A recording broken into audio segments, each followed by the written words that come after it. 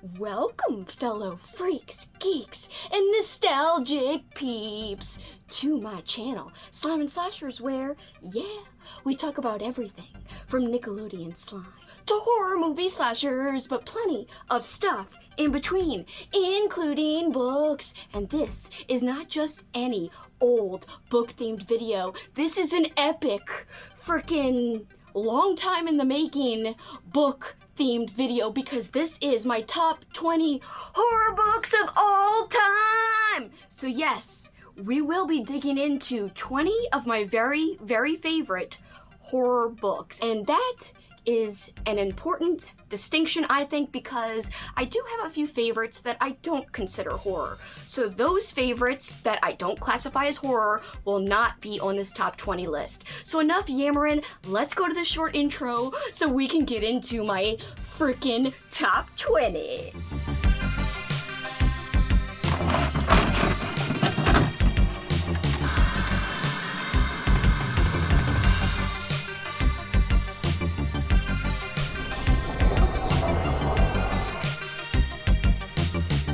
Welcome back, guys. I am so freaking excited to talk about my top 20 books with you guys. But before I do, I want to say an extra special thank you to today's video sponsor, Louisa.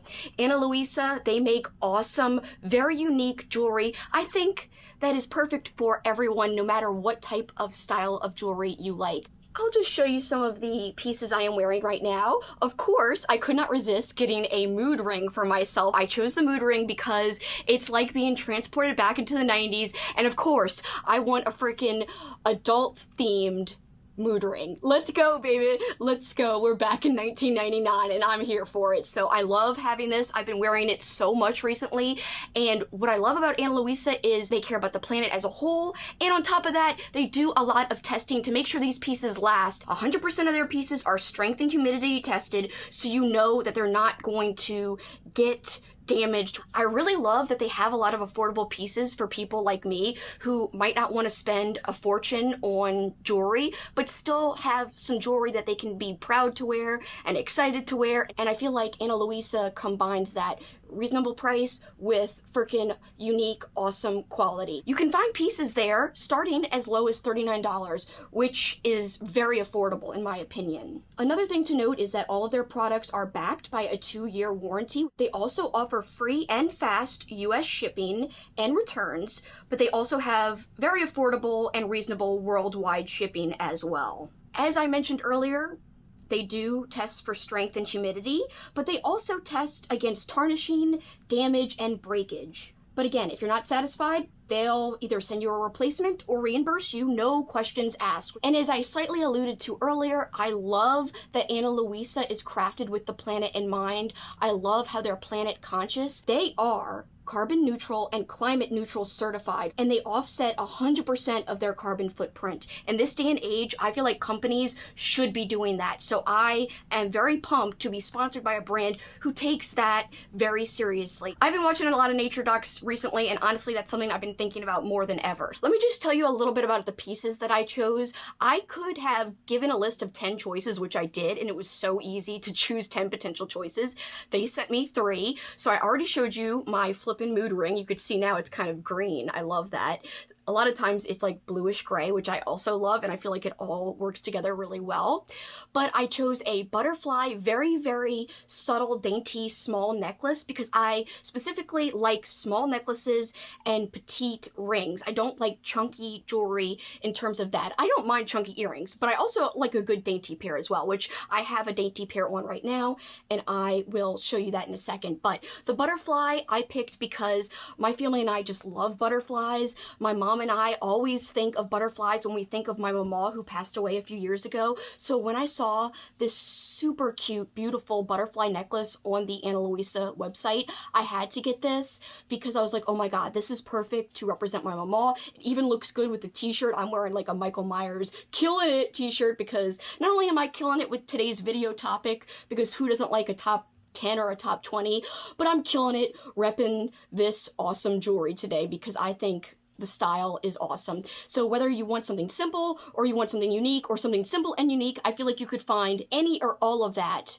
on Ana Luisa's website. And the earrings I chose, I'm beyond pumped about because they're freaking slices of pizza. Isn't that so cute? So not only is it cute, but I feel like it matches my style when it comes to the types of earrings I like to wear. It's either pop culture related or it's got to be something that is a little bit different.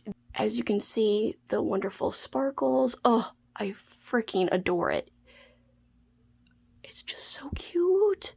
And there's little pepperonis, so like the red sparklies are pepperonis. So I just love that if somebody was talking to me and they noticed, they'd be like, you got pizza on your ears. And I'd be like, yes, bitch, I do have pizza on my ears. So I'm really excited about these. I encourage you guys, if you're a fan of wearing jewelry, especially jewelry that's not your same old boring basic jewelry. So if you are like me and your taste is similar to mine, I would advise you to check out their website, and guess what? Not only can you buy a little something something and treat yourself if you go and purchase something using my link in the description below, but also you could be helping out me, because anytime you use any creator's special promo code or special link or both, you are helping the creator out. I feel like if you do love the creator you're watching and you want to support them even further and help them make better content and keep making their channel better and bigger and help offset their costs, I feel like a partnership like this one that I have with Ana Luisa that uses a special promo code and link is one of the best ways ever to support a creator, like I said, but you also get something in return by actually buying the freaking piece, but you get a little percentage off by using my code, and they see how much people use my code, and then they want to partner with the creator more and more, and that is how this type of thing works. And so I encourage you, if you want jewelry, use my code, because it is a win-win for you and for me. And I really appreciate you guys taking the time to watch this, because it does mean a lot. And I am really excited about this partnership and hope it lasts a very, very long time. So just once more, check out the link in the description. And when you check out, be sure to use my code SlimeandSlashers20 for 20% off. Again, that's SlimeandSlashers20 for 20% off. The code will be in the description so you can copy and paste, but more importantly, the link itself, which you can click, is in the description right now. Go and get some freaking badass jewelry, and yeah, we can compare pieces, because I can't wait to get more from Ana Luisa. And thank you again, Ana Luisa, for sponsoring this video. That is it for housekeeping. Let's get into the meat, to the nitty-gritty of the video. And I want you guys to know that this is in no particular order in terms of I don't have a number 20 and I don't have a number 1 specifically.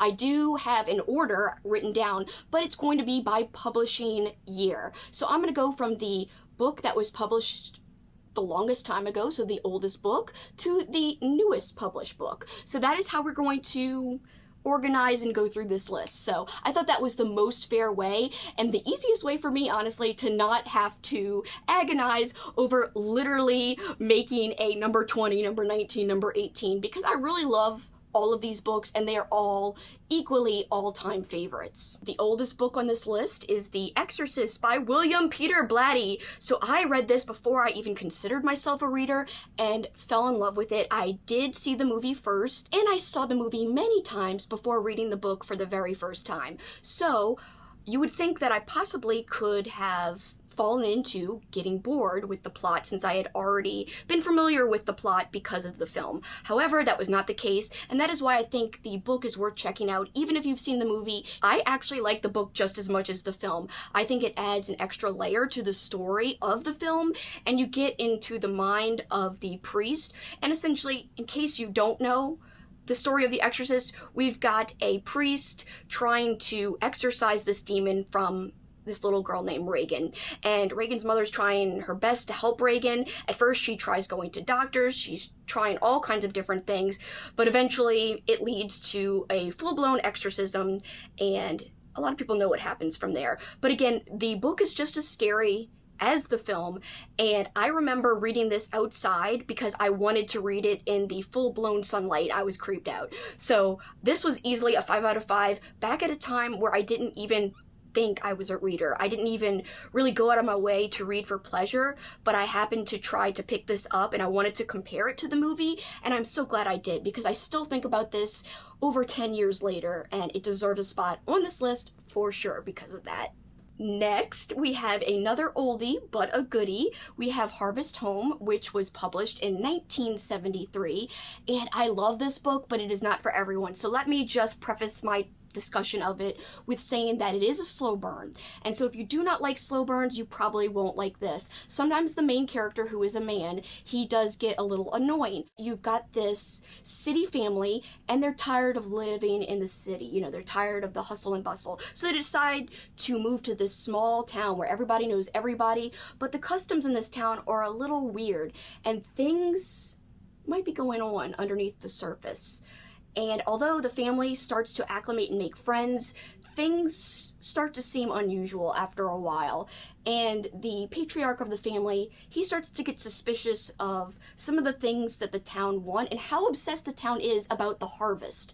So things develop from there. I don't want to say too much, but there's a scene near the end having to do with scarecrows and stuff, I believe, that is so off-putting that I was freaked out, and I was like, oh my gosh. But the tension in this is great, you know, regardless. Also, I really like a small town setting. I like character building, which this had a lot of, because you're following like a lot of different people in this small town, and you do get to know them. So that is why it's a slow burn, because you're getting to know all of these people. This is definitely a must-read for someone who likes folk horror and someone who doesn't mind a slower read. Next, we have Calhoun, a favorite paperback from hell type of book that I love. This is the official Valiant Court reprint edition of this book. This book was originally published in 1977. Of course, this is the new edition, but it does have the same vintage cover. So I read this about 2 or 3 years ago. It was the first paperback from hell, or one of the first that I ever read, and it's still one of my very favorites years later. So essentially, I didn't even own this. I checked it out from the library, but I liked it so much that I bought my own copy. That's how much I enjoyed it. We have a dog named Baxter, and he is very, very vicious and conniving. He's not your typical canine for sure. He's kind of an evil, plotting, manipulative canine, and I love that about him because he is so messed up, and we do get his point of view during the story, but it's not just told from his point of view. There are other characters who are just as, if not more, despicable than Baxter himself. So there's a lot going on, but Ken Greenhall, the author of this, who also wrote under the name Jessica Hamilton, did such a great job at telling the story, or at least part of the story, from a dog's point of view. I really thought I was in the mind of Baxter, and it was a scary place to be honest. But yeah, 5 stars easy, and not your typical throwaway, trashy, campy animal attack book. I feel like this has a little bit more meat on its bones and a little bit more to say. But I will say it is very kind of depressing, more than a usual animal attack book would be. Usually they're fun and funny. This one, it does have some interesting parts, but I would say it's a little darker than your typical animal attack on the whole. Next up, another book that was published in 1977, just like Hellhound was.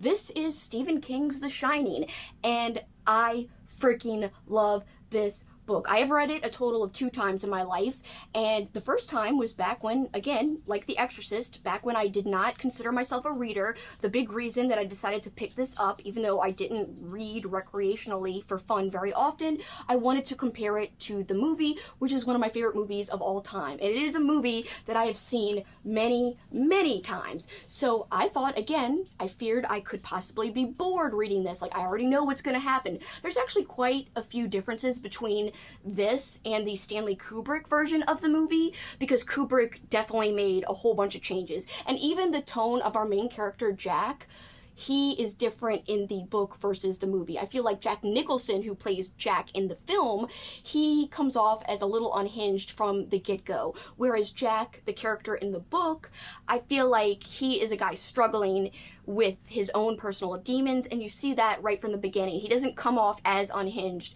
from the word go in the book as he does in the movie. Essentially, we've got a family, Jack and his wife and his son, Danny. They all go up and stay at this hotel to take care of it for the winter time. And Jack wants to get some writing done while they're kind of sequestered away from everyone up there. But the hotel is not your normal typical hotel. It's a spooky hotel. It's a spooky place. So the Overlook Hotel, it is essentially haunted in a way. Things develop from there. A lot of you already know the story of The Shining because you've probably seen the movie if you haven't read the book. So I am sure I am preaching to the choir here about this book, but I freaking still think this is my favorite Stephen King book, even though since I first read this, I also read so much more King since then, because last year, my friend Kat over at the channel Cat's Now Adventures, she and I had a whole year of King where we read a King book every single month of the year last year, and The Shining was the last book we read. And my whole goal was, is The Shining really my favorite Stephen King, or does another book that I've never read by King going to surpass it? And after that full year, The Shining is still my favorite Stephen King book. So The Shining's still on top, and that is why this is the only Stephen King book you will see on this list, because I did want to rep each author once, so you will not see any authors repeated on this list. I'm sure I could give some honorable mentions to other Stephen King books that I really do like, but this is definitely my favorite King, hands down. And it's a perfect winter read. So if you're looking for cold vibes, look no further. Another book that is set in winter time, we have Such Nice People. This takes place in December.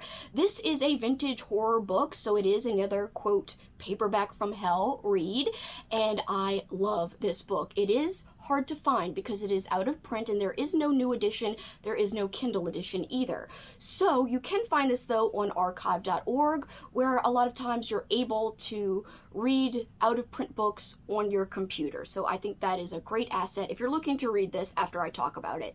So this is by Sandra Scopatone, and this is wild. This is also a slow burn like Harvest Home. For some reason, a lot of vintage books, not all, but a lot of them are slow burns. This is one of those kinds of reads. And we're following this family, so we're going through the ups and downs of their relationships, specifically the mother and father of the family, who are having some marriage problems. So we do spend a lot of time riffing on that and reading about that, I should say. And I didn't mind that. I actually thought that was kind of entertaining. But if you don't like any domestic stuff in your books, you might want to steer clear of this. It might not be for you. But the ending gets insane and bonkers. So they think something's wrong with their son because he's acting funny. But nobody really knows how bad the son's mental health truly is. So when you get towards the end of this book, there is something crazy and disturbing that happens in a shed. The shed scene blows people's minds. Anytime I meet someone else who has read this book, I'm like, the shed scene, the shed. And I think if you've read it, you know what I mean.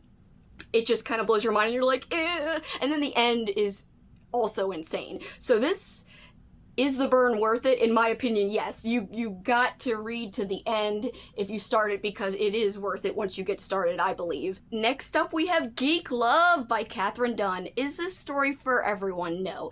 It is written in a more literary style. It is a character study of sorts, but there is plenty of weirdness to keep you entertained from the beginning to the end, because we're essentially following this super messed up mom and dad who decide to start breeding their own freaks to ensure the longevity of their own traveling carnival, of which they are the owners and the leaders and the head of, essentially. So they are really messed up for doing that, and you could argue that Katherine Dunn shouldn't even write about that because it's so messed up. Essentially, they are trying to have kids that are different, and they succeed in doing so. Thus, after the children are born, the family makes them an official part of the show. And there's a lot going on besides that. There's also a separate storyline besides the carnival storyline. We get a glimpse into the future after the carnival, like many years after the carnival ends, and there's a secondary thing going on there. But as you could see, I thought the writing was fantastic, hence why I tabbed all of these pages, and these tabs are most likely just lines that I loved. So again, the style's not going to be for everyone because it is very literary and flowery writing, but I was really engrossed, really absorbed, and I find the book to be very disturbing. My friend Ollie, in all transparency, read this and did not like it. He did not think it was disturbing. He just did not gel with it. And I understand some people not being able to get on with this book. However, I still think about this book all the time. The main character, funnily enough, her name is Ollie. She's a cute little character that I just love, and she is different than Ollie, which is British Ollie, who's like, yo, I run Garbogus. No, this is Ollie, the carnival Ollie, and she is a cute sweetheart, so Ollie is different in this book, but she is very complicated, and I think the depth that Dunn wrote Ollie and the other characters with is really part of what makes this such a good read. There's also a small cult element in this, but a lot of people talk about this as a cult book, but I don't want people to think that the cult subplot is super heavy, because for the most part, it's not. It comes in late into the book, and it plays a certain role for a little while, but I wouldn't say that is a huge focus of the book for the most part. It does become a focus, but if you're going into it just because of the cult elements, I would say don't expect it to be as culty as you think it will be. So I don't know if culty is an descriptor type of word, but I'm going to use it that way. So Geek Love, which I just talked about, was published in 1989. This book was also published in 1989. This is Toady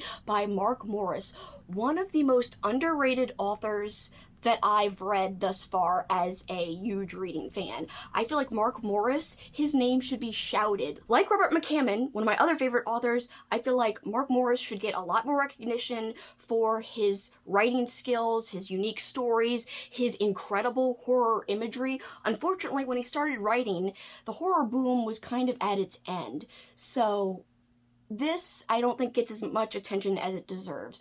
So this is the British version of the book called Toady. There is an American version, which is 200 pages shorter. It cuts out a large part of the end. You can read the American version without losing too much in terms of the part they took out. You could take it out and still understand everything. So it's not like it's going to leave you confused, but I would still advise reading the full version. If you like It by Stephen King, I think you could love this. It's a different kind of coming-of-age story.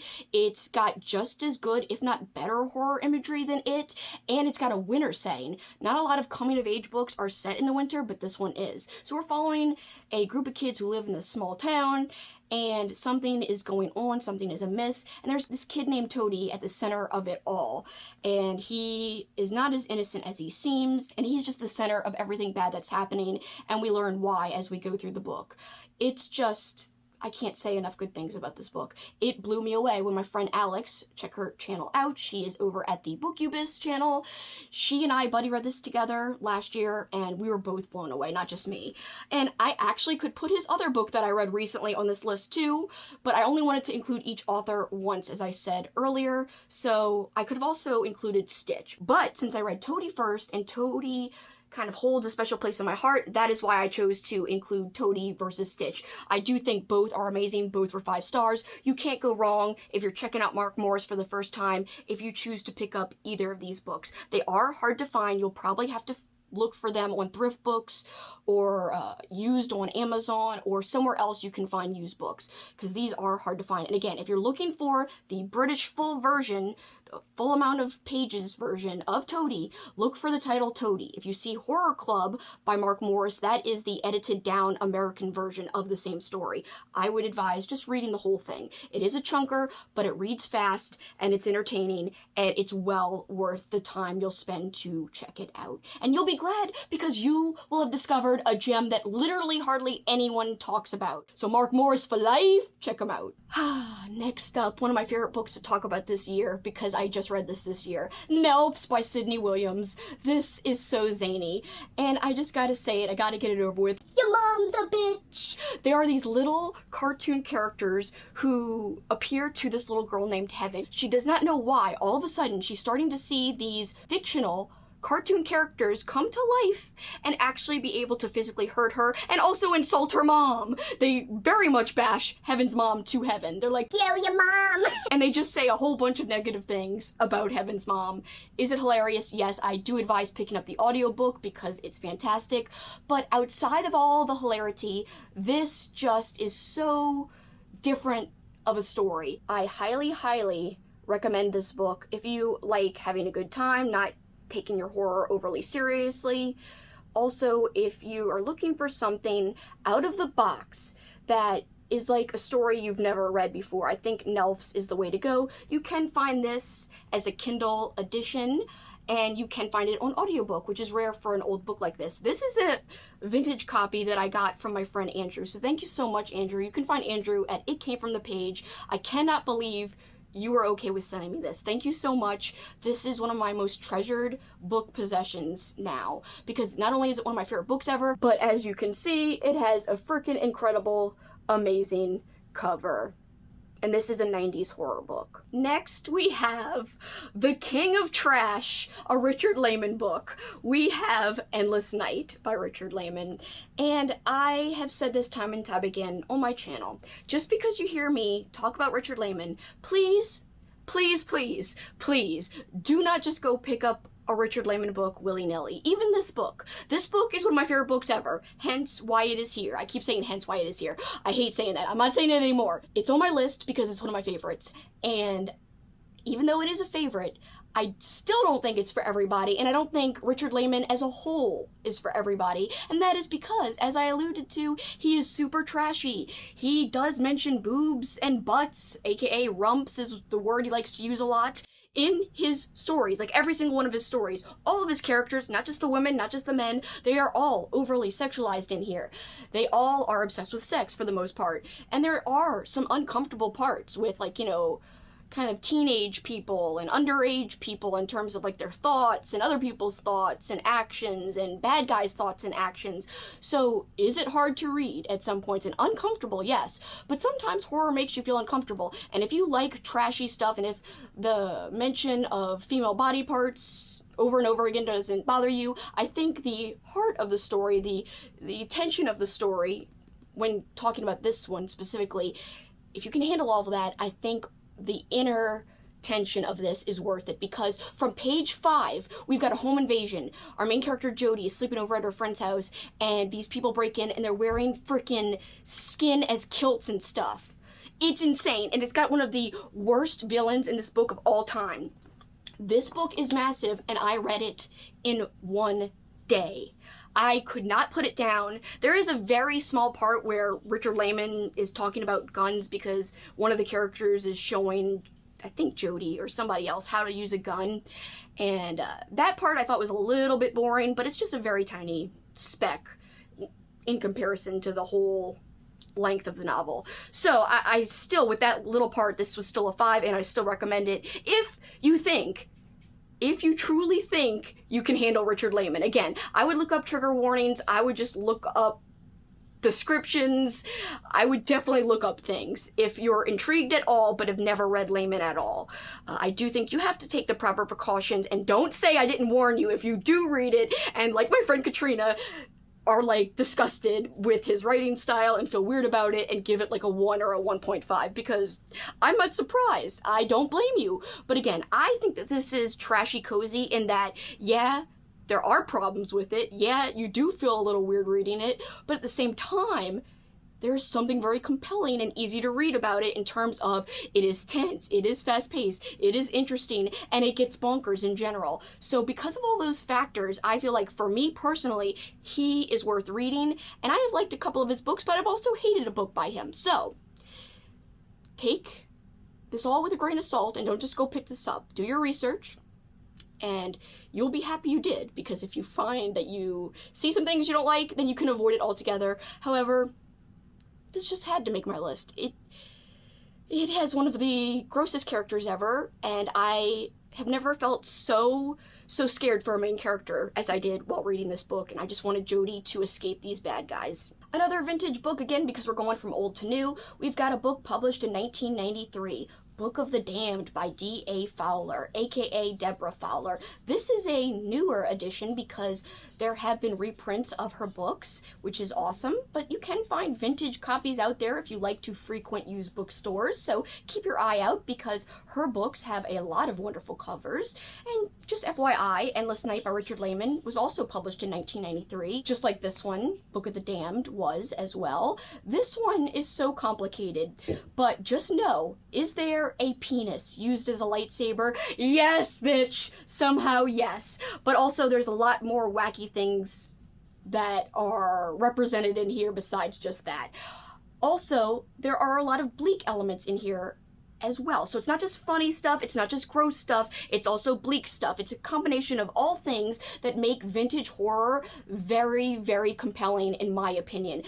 This book, I would say, is the perfect vintage horror book to give someone to try if they're trying to dip their toe into vintage horror and see if they like it. Because to me, yes, there are some things that have not aged well in here, but as a whole, this is very representative of what good vintage horror can do, because the plot is great and interesting and different, but also the elements in the story are very, very awesome and intriguing and scary and sad, and all these elements come together and make for a wonderful horror read as a whole. Now we're getting into the early 2000s. This is Come Closer by Sarah Gran, and it was originally published in 2003. This I just read this year, and it blew me away. I love possession stories. Not everyone does. I am a sucker for them. You already saw The Exorcist on this list. Will there or won't there be more possession stories on this list? You'll have to wait and see. But this one is one of the best ones I've read, and I've read a few.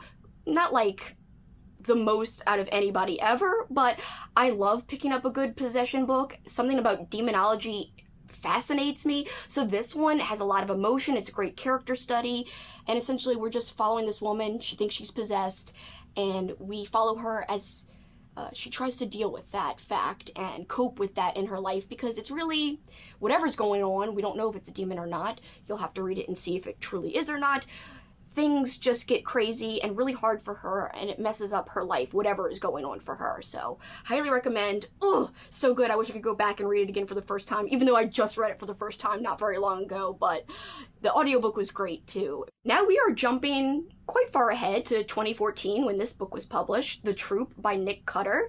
I love this book. As you can see, we've got more tabs. Whenever you see the tabs, it gives it away that I was obsessed with the writing and some of the passages and the horror. The Troop is a book that I don't recommend lightly, because there is quite a bit of specifically body horror in this that can be quite gruesome, as well as animal cruelty. And not only one scene of that, multiple scenes. Does it play a role in the story? Yes. However, I still think that if you're on the fence about it, you should look into it a little further, because it is kind of extreme animal cruelty. Although it does play a role in the story, it doesn't mean that it's easy to read. It is not. And the body horror itself is also hard to read, because it's some of the more graphic body horror that I've read, and I've read quite a bit of horror that uses body horror in the story, but this one, it's pretty high up there in the terms of the quality. Whenever you got things being sliced and diced, I'm like, like that kind of stuff gets to me. So specifically, there were just some things I was like, so we've got this troop of Boy Scouts and their scoutmaster going to this little secluded island not far from their home. They decide to do a weekend-long camping trip, but this man escapes from somewhere and ends up on the island with them. And right away, the kids are like, who the hell is this? The scoutmaster doesn't know how to deal with it. This guy could be infected with something. What is he infected with? And how does it affect the kids on the island and the scoutmaster? And who knows about this guy? Where did he come from? And how will it be taken care of if this is something that can spread, essentially? And that is our basic premise, but there's so much more to it than that. And the ending, there's so much you can analyze. And that alone, I love that type of thing. Next up, my only Grady Hendrix book on this entire list, because again, I'm trying to include each author once. But Grady Hendrix is a favorite author of mine, much like Mark Morris, much like Robert McCammon. So although I love a lot of his books, and I have rated a lot of his books 5 stars, this is easily my favorite of his books, My Best Friend's Exorcism. Of course, this was published in the mid-2000s, in 2016, and it is such a great story. So again, we have another possession story. This is the 3rd book that has some kind of possession element or possible possession element represented in the story. I cried so much at the end, because it's way more than just about a potential possession. It is about friendship, and it also has a lot of 80s nostalgia. So it just has a lot of great moments between friends in this book, especially near the end, but it also has some great references throughout the entire book as well. So I could go on and on about this, and I don't want to because a lot of people have already read it, but if you're one of those few who have not, I think that this is a fabulous Grady Hendrix book, especially if you do not love horror, like in terms of super gruesome horror. I feel like Grady Hendrix as an author overall, his writing is so approachable, and I think his books specifically are great for people who are on the fence about reading pure horror. I feel like his books can be great for people who more like thrillers or who read other genres usually and don't really dip their toe into horror very often, but Grady Hendrix I think can appeal to anyone. Next, I am super hyped to discuss this book because I believe I have never ever discussed this book ever on my channel, and this is The Good Demon. This is a YA book, I believe, but the reason this holds a special place in my heart, besides having a out there type of take on possession that I have never seen anywhere else, besides that awesome element of it, it was also my gateway into getting into reading hardcore. So I picked this up during the pandemic, and I, growing up, only read a few things, as I've mentioned here and there throughout this video. I read The Shining and loved it, I read The Exorcist, and I also really loved Harry Potter, and I continued to love Harry Potter even into my adult years. So during the pandemic, I had started to think about reading Goosebumps, or maybe rereading Harry Potter, or trying to get into reading again for like the billionth time in my life. And every time I tried to get into it, I would fail or find something where I didn't know what I liked. Anyway, I looked up a list of books that were similar to Harry Potter for adults. So books for adults that loved Harry Potter. And a whole bunch of things came up. This book was actually mentioned on one of the lists I looked up. And so I took a chance and ordered it from Amazon. When I got it in the mail, I literally started reading and I couldn't stop. And I never had that experience in many years. I didn't know you could just find a random book that wasn't popular like Twilight or like The Shining or like Harry Potter. I didn't know you could just find something that would compel you to read so quickly and also give you so much enjoyment. I was just hooked from the description of this and from the first page. So again, it might not be for everyone because our main character, I don't believe she is bitchy, but that's one complaint people have about books that have a younger protagonist or books that are considered YA and have a younger protagonist. So this one, like I said, it does have a younger protagonist, but here is the description. It wasn't technically an exorcism what they did to Claire. When the Reverend and his son ripped her demon from her, they called it a deliverance, but they didn't understand that Claire and her demon, known simply as her, were like sisters. She comforted Claire, made her feel brave, helped to ease her loneliness. They were each other's only. Now Claire's only comforts are the 3 clues that she left behind. Be nice to him, June 30th, and remember the stories. Claire will do anything to get her back, even if it means teaming up with the Reverend's son and scouring every inch of her small southern town for answers. But if she sacrifices everything to bring back her demon, what will be left of Claire? And I just love it. I love how the tagline says, "We all have demons. Claire wants hers back." So the tagline is genius, 1. 2, I love the premise. There is a mystery element, like it says she has to look for these clues because she has to try to figure out how she could possibly get her, quote, demon back, and if that's even able to happen. There is a semi kind of flirty thing happening with her and the Reverend's son. That's not my favorite part. That's not why you should read this. You should really read this for the unique take on exorcism, in my opinion, because most of the time people don't want to have a demon possessing them, which I guess I can understand. In Claire's case, she not only wanted to be possessed, when she is exorcised, she freaking misses her demon. And to me, that was like a revolutionary idea. And that is why I dug this so hardcore, and it delivered, and it really got me into reading. So after this book, I just kept looking up more lists, kept trying out different things, and eventually I stumbled upon Paperbacks from Hell and discovered vintage horror too. So it just snowballed, because I think after this, soon after, I read my best friend's Exorcism, and then I wanted to read more by Grady Hendrix, which led me to the nonfiction Paperbacks from Hell. That's where I discovered vintage horror, and it just snowballed and snowballed, and now I feel like I know what I'm talking about when it comes to horror books. But back when I read this only 3 years ago, I can't not even believe, 3.5 years ago, I didn't know much of anything about horror besides The Exorcist and The Shining. and thanks to this book, because it really truly sparked something in me, I have really evolved as a person, and I can't imagine not being a reader and not having books in my life. So thank you, Jimmy, who's the author, and thank you, The Good Demon, because I love reading now. And this, I think, was a big part of that. If I didn't love this book like I had, who knows what would have happened. Maybe I would have given up on reading again, but I'm so glad that I loved it and that it's brought me to where I am today. Another book that holds a very special place in my heart, this is Autumn Crow by my friend Cameron Chaney. And yes, he is my friend, and he is the head of the YouTube channel Library Macabre. So check out his channel.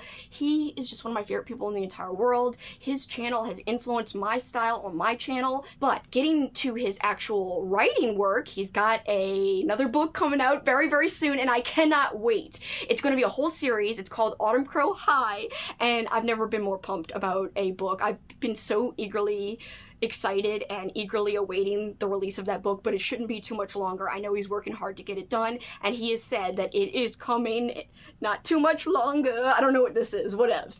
Anyway, I'm not big into short story collections, but this blew me away. And as I've been saying, Cameron's my friend, but I am not saying that just because he's my friend. This book, if you love Halloween, if you love Ray Bradbury, for instance, you will adore this. I feel like this captures the beauty of Bradbury's writing, but it simplifies it, and I mean that as a compliment. It is readable in the best sense of the word.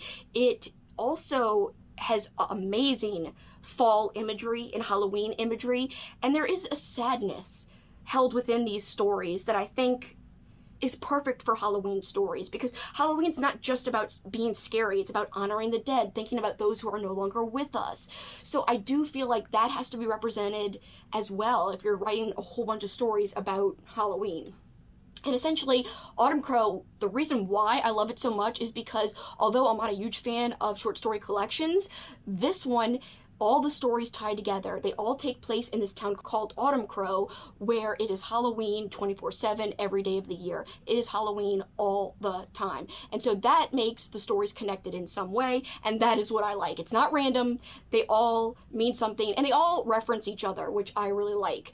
And it's just so good. If you're looking for a great read coming up this Halloween season and you haven't read this, I think you can't go wrong. And I am a big fan of horror comedy when it's done the way I like it, which is kind of in an absurdist type of way, or an absurdist and or sarcastic type of way. And Clowns vs. Spiders by Jeff Strand has both of those humor elements to it. There is one clown in particular who's kind of sarcastic and also a little mean, but in a funny way. And there's these other clowns which just act in the most absurd way. Essentially, the title explains the entire premise. We do have a group of clowns who truly believe they are clowns. Like, it's not performers who are actors acting as clowns. These are people who live and breathe being a clown. They consider how honored they are to be clowns. They don't want to be scary clowns. They want to be funny clowns. They want to bring laughter and cheer. They want to uphold the clown code, which for them is a real thing. So think of this, that it's not set in like our universe, because, you know, obviously clowns in real life are not like this. But the clowns in this story, they're so gullible. I think that's what makes them so great. They're also just so zany, and they mess up everything. They have great intentions, but everything falls apart around them, and that leads to a lot of the humor as well. So just the way they speak is hilarious, and I did not use audio for this, so I know there is audio, and I think there's people who think it's funny with the audio, but I kind of liked reading it in my own head because I could interpret the lines the way I thought they would be said, and it was so funny. But there's a lot of action in here too, so this is a great creature feature because these giant spiders get released on accident after there's this explosion in a cave, and these spiders that have been asleep for like eons or something come out and start attacking, including the haunted house where these clowns are working at, and the clowns have to go up against them and try to save everybody, but mostly they just make things worse. But do they succeed in helping in the end? That is for you to find out if you have not read it yet. But yeah, it is so funny. But if you like to take things seriously and like to truly be scared, I would say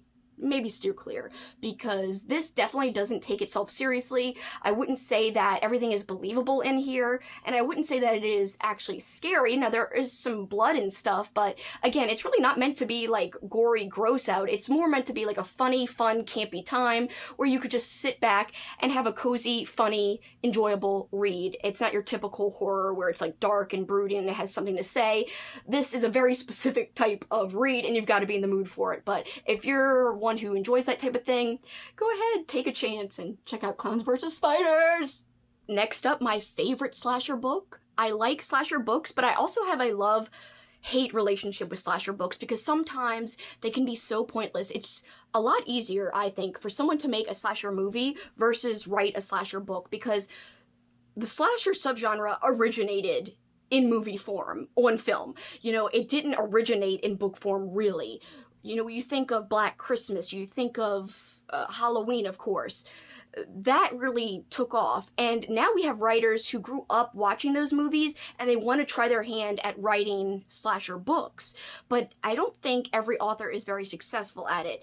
Now, Ivy Tholen, who wrote Tastes Like Candy Here, which is my favorite slasher, she has written 2 specific slasher books, and they're both amazing, but I do like this one a little bit better. Her other one, Mallrats, it's fun, but it's a little too long. I still rated it very highly, but this one's basically perfect.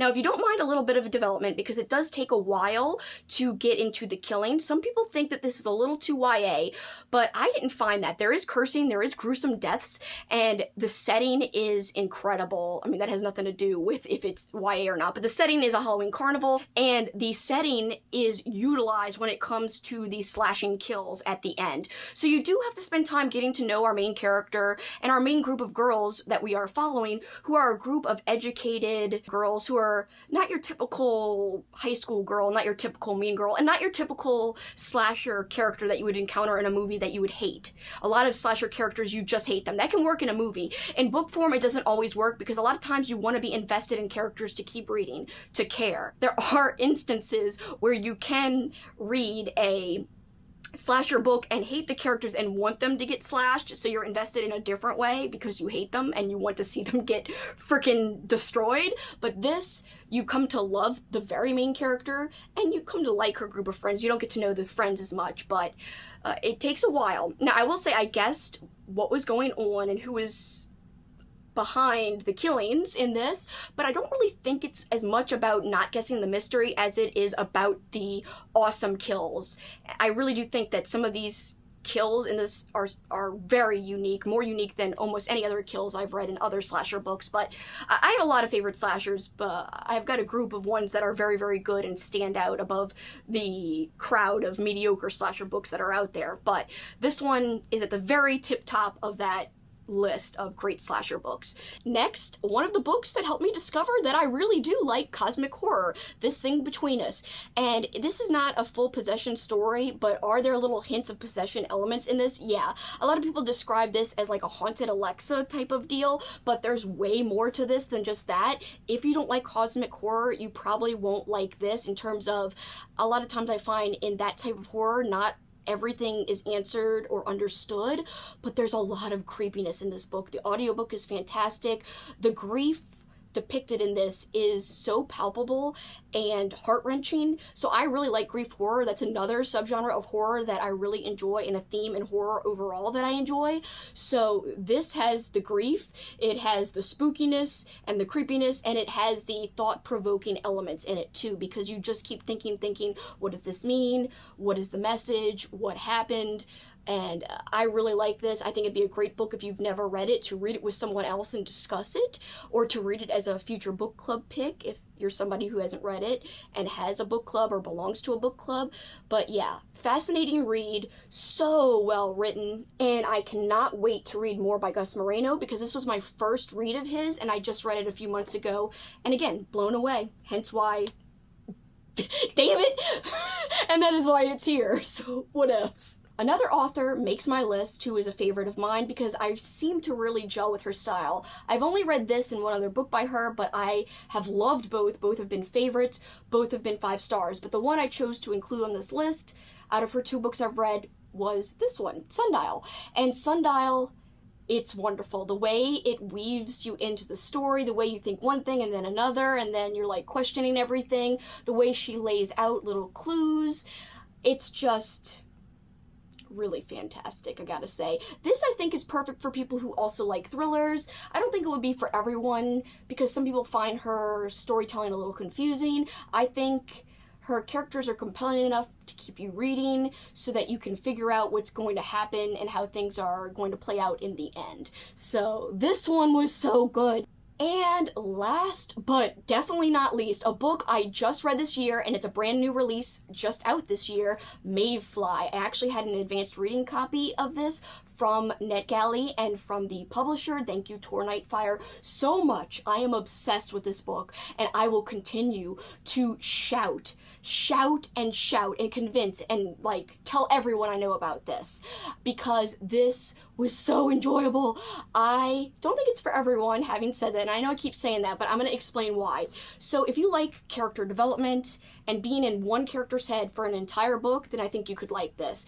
If you like American Psycho, because this does allude to American Psycho and pay tribute to American Psycho, specifically in tone, specifically in subject, and specifically in some actual scenes that are literally paying homage to American Psycho. So in many ways, let's say, it pays homage to that other book.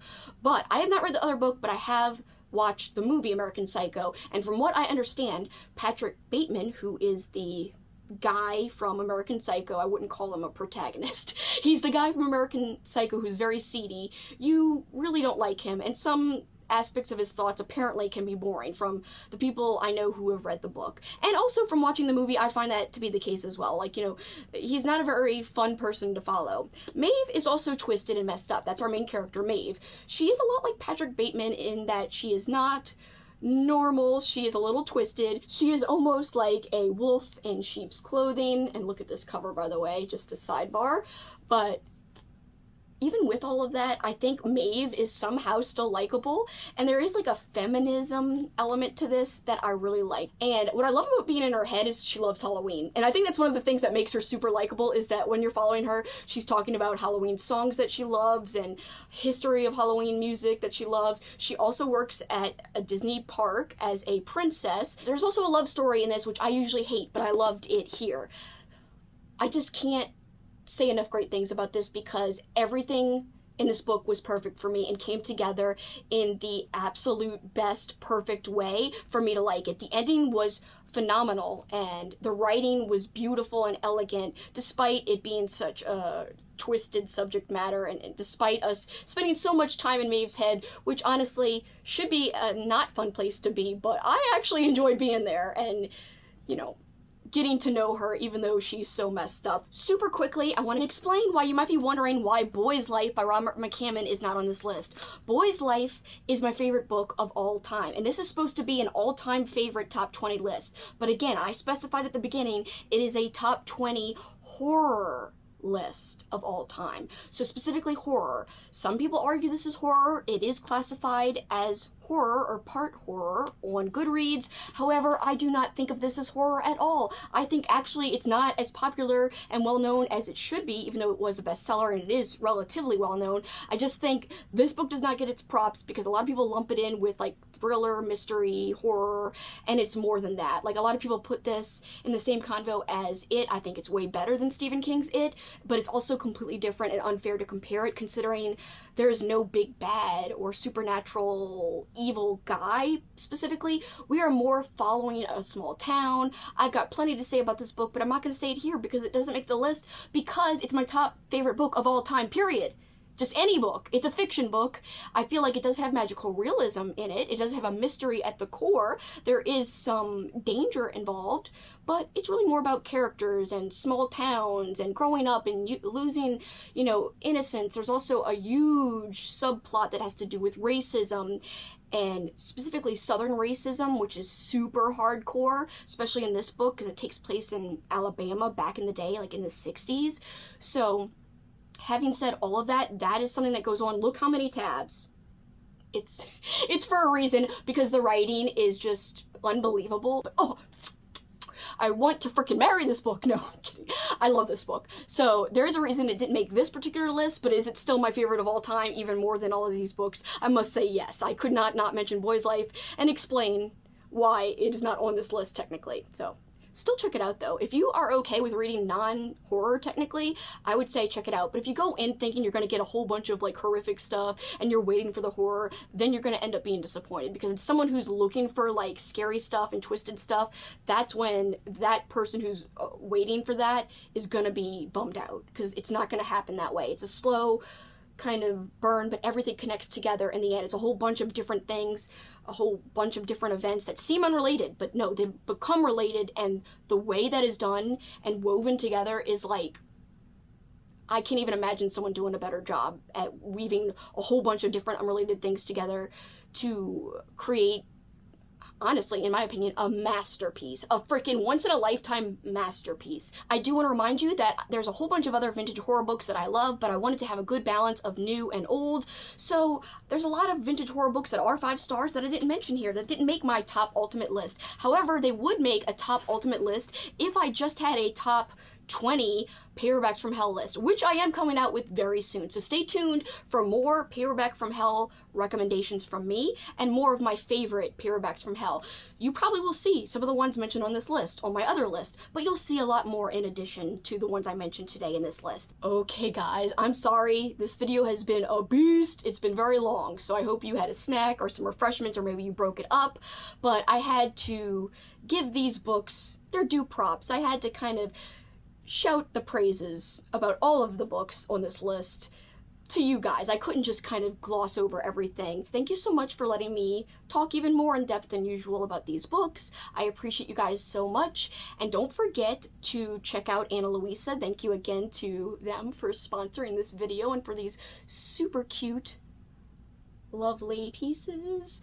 Again, my link is below. Use that link, and when you go there and check out, to save 20%, use my code SlimeandSlashers20. Again, SlimeandSlashers20. When you click with the link below and go to checkout, use the code, because that not only helps me, but it kind of gives you a little something special too by giving you a discount for something that you're going to use and wear, hopefully. Like I said earlier, it is a benefit to both of us, and I appreciate any support to anyone who uses the code and the link. And thank you once again to Anna Louisa for being my first sponsor ever. I'm so freaking honored and excited to be sponsored by them. I really, really am. I truthfully, honestly, 100% am.